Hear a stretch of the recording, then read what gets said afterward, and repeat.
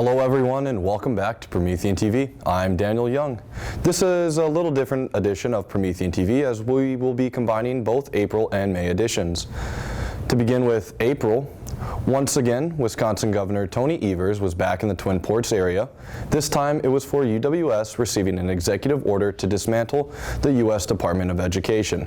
The UW system will provide more updated information to confirm whether the president's order will affect federal student aid in the current semester.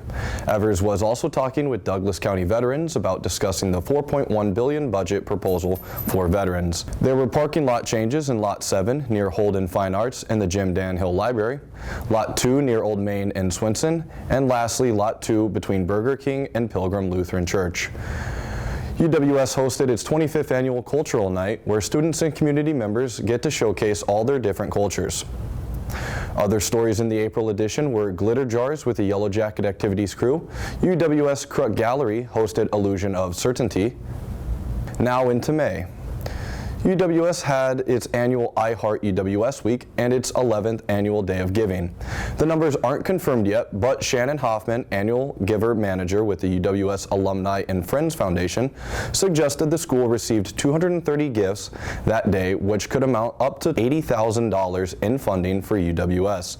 This can also support 30 different funds and many different scholarships. UWS Promethean won 7 awards from the Wisconsin Newspaper Association. The Promethean had 2 first-place finishes, 3 second-place finishes, and 2 honorable mention finishes. UWS is hosting commencement on May 17th at Westman Arena at 2 p.m. Doors open to graduates and guests at noon. Other stories in the May edition were UWS film students grinding to the end for their film projects. Greg Cale Moore was the longest tenured professor of music at the college, and he is retiring. And UWS hosted a campus blood drive, which was located over in the YU. Now moving over to sports, while some sports are still being played and some are wrapped up, here's the rundown.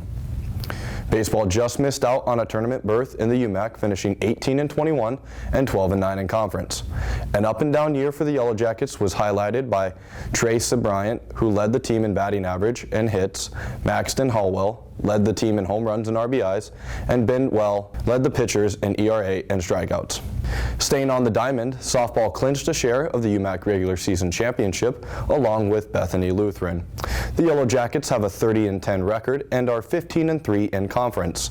They have the 2 seed in a double elimination tournament, with the winner of the tournament getting an automatic bid into the national tournament.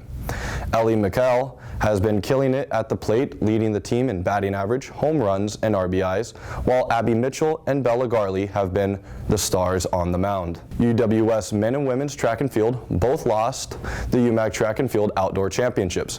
After leading on the first day, the men finished second. Earl Foster is currently ranked top 25 in the nation for javelin throwers. They had 7 all-conference winners. On the women's side, Hannah Hutton won the women's pole vault event at the Outdoor Championships. Simone Stevens won the 1,500-meter run and set a new school record in that event. They had 6 all-conference award winners. Both teams still have the NCAA Last Chance qualifier, which starts May 14th. UWS men and women's tennis both clinched the UMAC North Division regular season championship. The men's record doesn't show the full story of the season, with a heartbreaking loss to Principia in the conference tournament. Igor Guten-Chavez was named the league's Player of the Year for the 2nd time in his career. The women's tennis team has had a dream of a season, winning their first UMAC tournament championship, along with a program-high 10 straight wins. With 21-5 record, the Jackets are heading down to UChicago for their national tournament appearance. CJ Schaffner won the Coach of the Year for both men and women's tennis. Thank you for tuning into this edition of Promethean TV. For one last time, I'm Daniel Young, signing off.